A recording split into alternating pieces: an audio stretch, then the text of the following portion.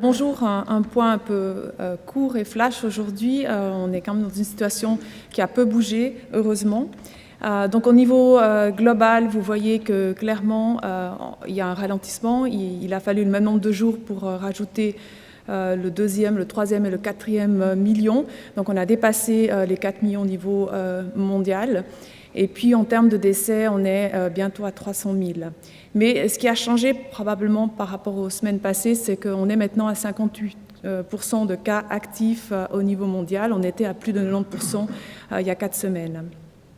En termes de répartition, vous voyez que c'est aux Amériques qu'il y a le plus de cas, principalement aux États-Unis à 1 million, bientôt 400 000, suivi par le Brésil, le Canada, le Mexique. Ensuite, en Europe, avec 1 500 000 cas, principalement en Espagne, en Angleterre, en Italie, en Russie, qui ont tous plus de 200 000 cas, et en Allemagne, avec bientôt 170 000 cas. Le nombre de cas en Océanie est resté modeste. Peut-être que c'est le fait que ce soit un ensemble d'îles qui leur permet d'être plus isolés. Et vous voyez en Asie 660 000 cas, donc une montée assez douce finalement. Peut-être que si on avait les vrais chiffres de Chine, on aurait un nombre plus élevé. Et pour l'Afrique, une augmentation aussi progressive, mais il faudrait être attentif et je vais vous montrer un petit peu plus dans le détail. Si vous regardez ici, en fait, une moyenne sur 3 jours des cas confirmés de Covid, on voit effectivement qu'il y a un ralentissement en Amérique du Nord et en Europe, mais regardez en Amérique du Sud, en vert, en Asie et puis en Afrique, vous voyez que la courbe, elle continue de monter. Donc si on sépare un petit peu ces différentes courbes, il faut rester attentif à ces pays, enfin à ces régions du monde. Si on regarde maintenant les pays de ces régions du monde, je vous montre ici en fait 2 diagrammes, un en forme logarithmique et un en forme linéaire, parce qu'ils nous donnent des informations visuelles différentes. Dans la forme logarithmique à gauche, on peut comparer les courbes ici, et vous voyez bien qu'en Afrique, clairement, c'est une augmentation dans presque tous les pays. Là, j'en ai choisi un certain nombre. De même, ici, en Amérique du Sud, Brésil, Pérou, Équateur, vous voyez clairement une augmentation. Il n'y a pas du tout un pic pour l'instant dans ces pays. La Suisse, bon élève, elle reste bien à place, c'est vraiment la courbe qu'on aimerait voir partout. Et puis Singapour, comme on a déjà discuté les semaines passées, qui a eu un rebond, une augmentation nette des cas, principalement dans ses migrants, et qui maintenant est en train de stabiliser sa situation. Et puis en fait, si vous regardez ici en forme linéaire, peut-être l'endroit où il faut rester attentif en Europe, c'est bien sûr l'Angleterre, mais aussi la Russie, avec une augmentation exponentielle du nombre de cas. Donc c'est à côté de chez nous et on voit que maintenant il y a pas mal de choses qui sont en train de sortir sur la situation en Russie. Donc en Suisse, on a clairement un R0 à moins de 1, donc chacun infecté infecte moins d'une personne. Vous voyez ici la répartition des cas dans la semaine 18, donc du 27 avril au 3 mai, et vous voyez qu'elle était assez patchy, donc ça concerne à peu près toute la ville de Genève. En termes de pays, on a dépassé les 30 000 cas, 1833 décès, 6% de cas actifs, donc vous voyez la différence par rapport au niveau mondial, donc clairement ça va avec la courbe que je viens de vous montrer. Si on regarde au niveau suisse, pour la même semaine 18, vous voyez ici, vous voyez quand même que toujours il y a des petits foyers un peu partout, en tout cas des cas déclarés dans presque tous les cantons, donc c'est pour ça qu'il faut une vigilance et une politique homogène sur la Suisse.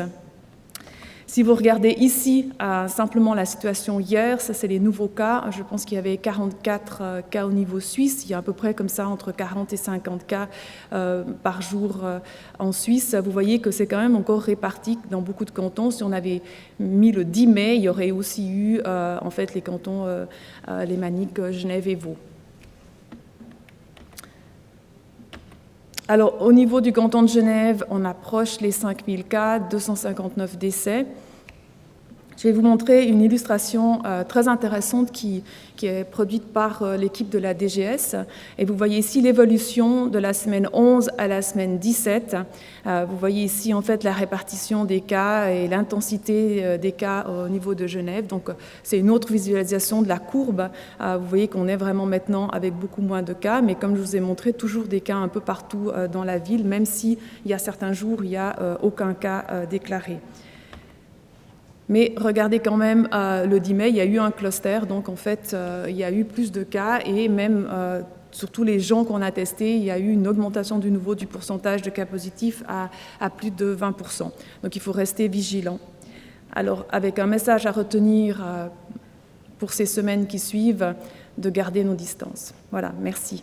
On va donner la parole au professeur Bernard Hirschen, qui est le président de la commission cantonale d'éthique et de recherche, qui va nous parler non pas de la vague du Covid, mais de la vague des protocoles de recherche clinique qui ont vu le jour et qui ont été pris en charge par la commission cantonale d'éthique et de recherche. Bonjour. Ça vaut parfois la peine, quand on parle Covid, de se souvenir du monde avant Covid.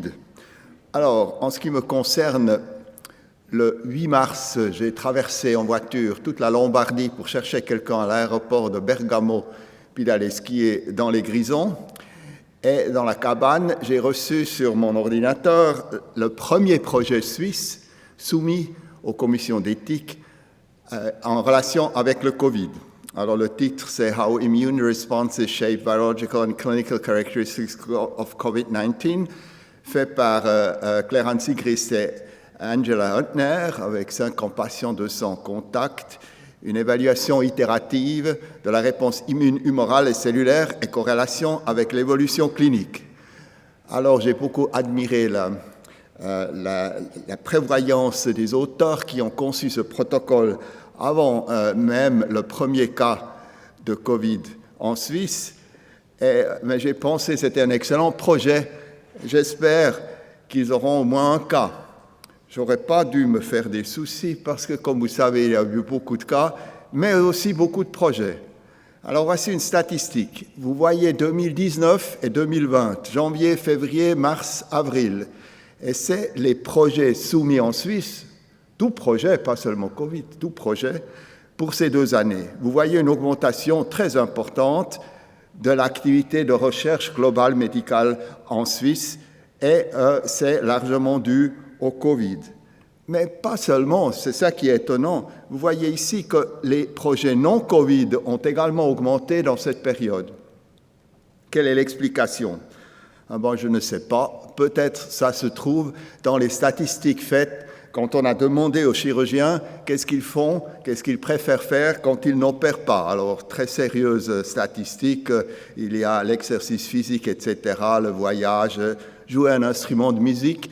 Et je soupçonne qu'en Suisse, il y avait là-dedans quelques chirurgiens qui se sont souvenus des projets qu'ils auraient dû soumettre à la commission d'éthique et qui traînent depuis 2 ans, et ils l'ont fait pendant cette période.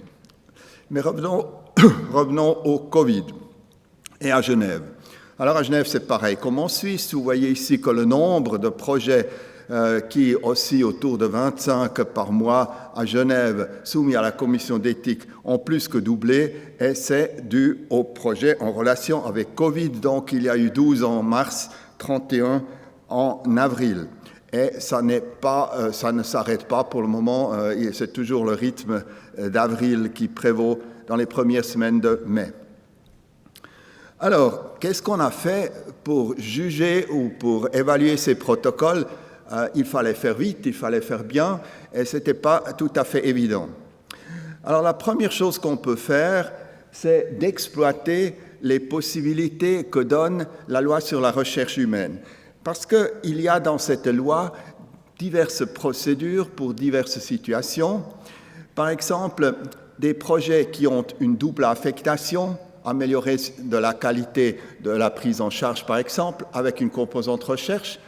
On peut décider, on peut juger que la composante améliorer de la qualité des soins prévaut, ce qui facilite la chose parce qu'ils ne doivent pas bénéficier d'un aval de la commission d'éthique avant d'être mis en œuvre.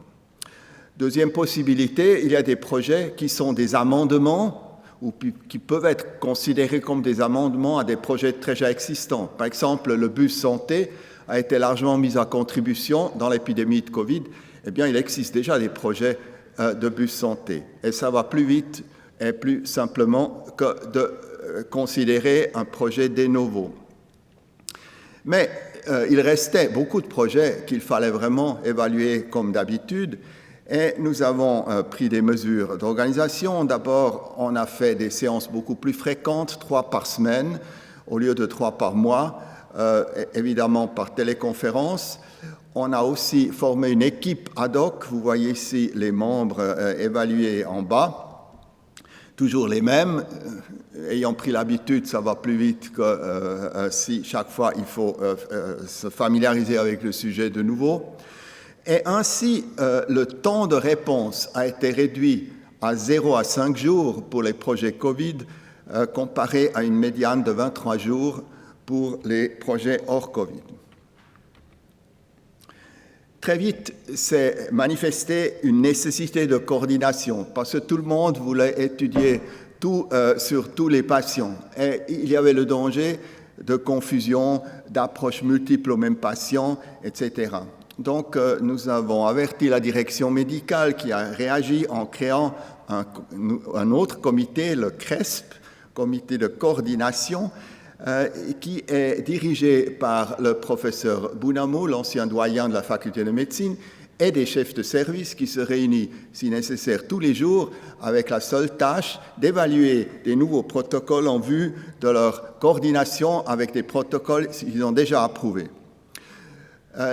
Il y avait aussi le problème de l'extraction des mêmes données du DPI pour plusieurs projets.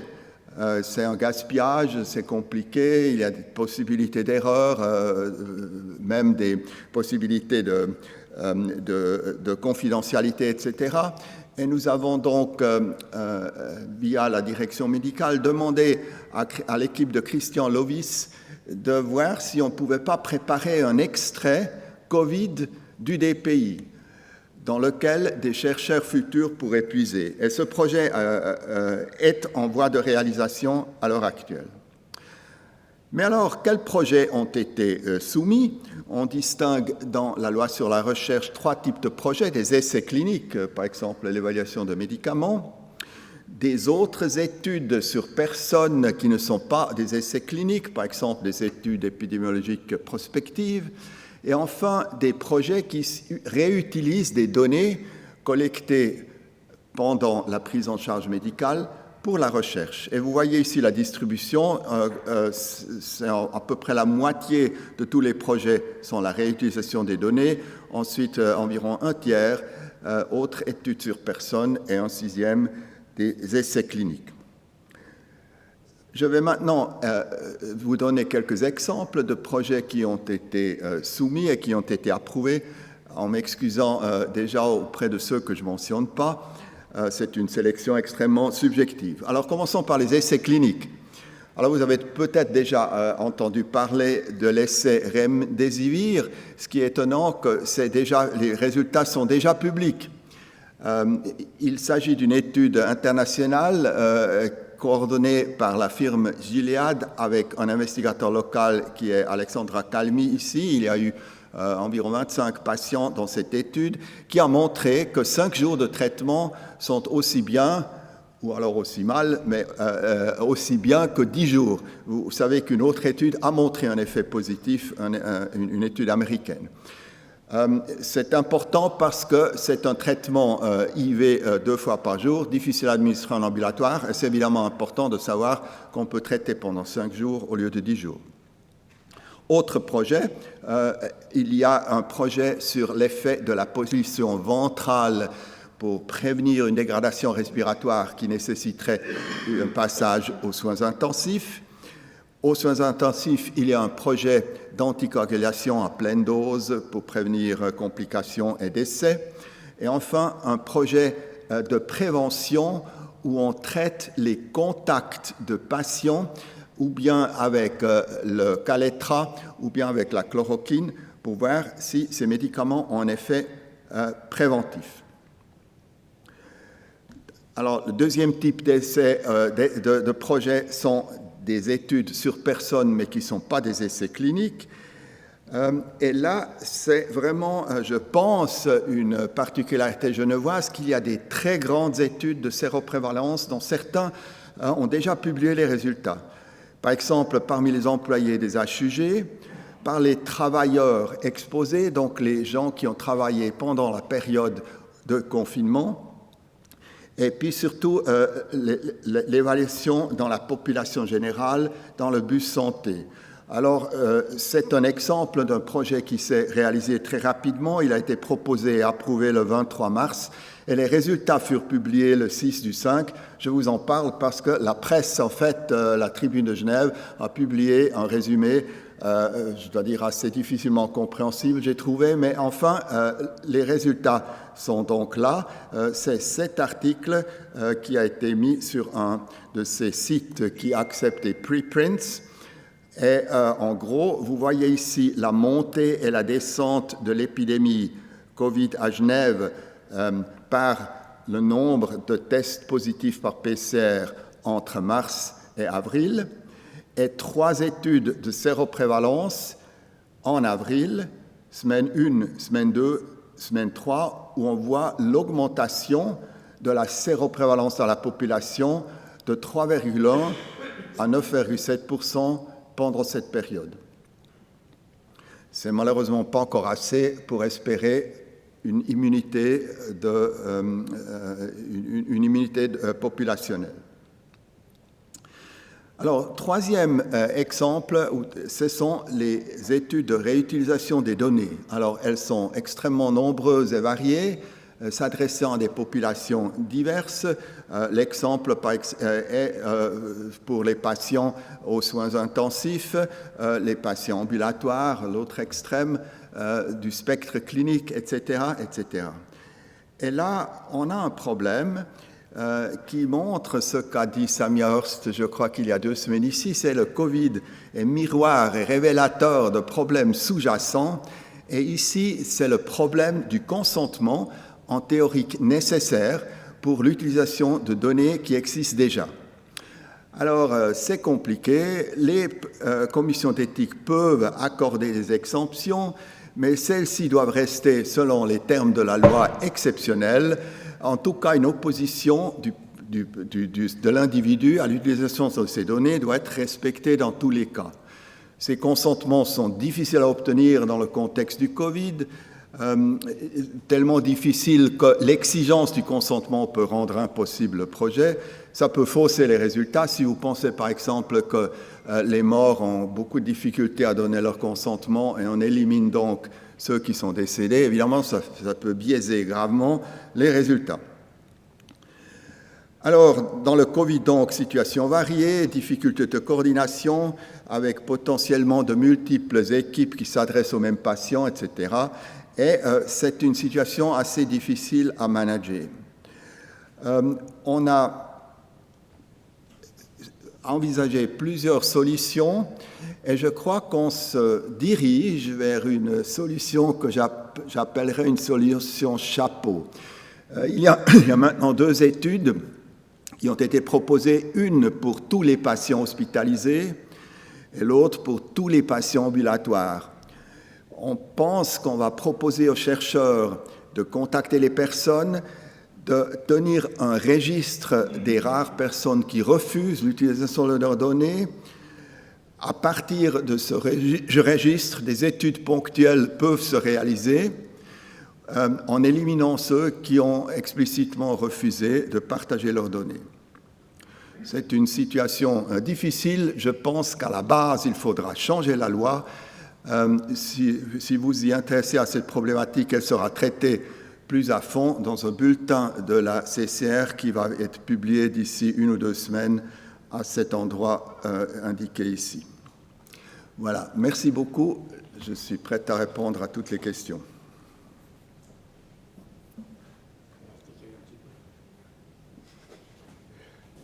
Merci beaucoup, Bernard. Je n'ai pas reçu de questions. Est-ce qu'il y a des questions dans l'Assemblée ? Donc, finalement, pour résumer, il y a différents contextes qui permettent soit de ne pas avoir besoin de l'avis, c'est dans le cadre d'études qualité, d'accélérer les choses, c'est dans le cadre du contexte de l'urgence épidémique, et puis après, c'est la recherche comme d'habitude. C'est juste, Bernard ? C'est exact, mais la recherche, comme d'habitude, doit se faire rapidement dans une situation comme celle-ci, et on a essayé d'accélérer les procédures pour ne pas perdre du temps inutilement. Merci donc pour cette précision, et c'est vrai que ça a été extrêmement efficace, et ce comité qui est en place et auquel j'ai le plaisir de participer travaille beaucoup sur la faisabilité des études, comme tu l'as dit, c'est-à-dire pas surcharger les patients avec des propositions d'études potentiellement redondantes et parfois en conflit, et d'autre part s'assurer aussi de la redondance entre différents protocoles pour mettre les gens ensemble, et ça a plutôt bien marché. Après, ton commentaire est excellent, je pense, sur la nécessité d'avoir de bonnes bases et à terme des bases fiables pour ne pas se retrouver avec de multiples bases qui pourraient avoir des data management différents et des résultats différents. Donc il est essentiel d'avoir une seule et même base qui pourra ensuite être partagée dans le cadre de projets collaboratifs. S'il n'y a pas d'autres questions, merci beaucoup à ceux qui...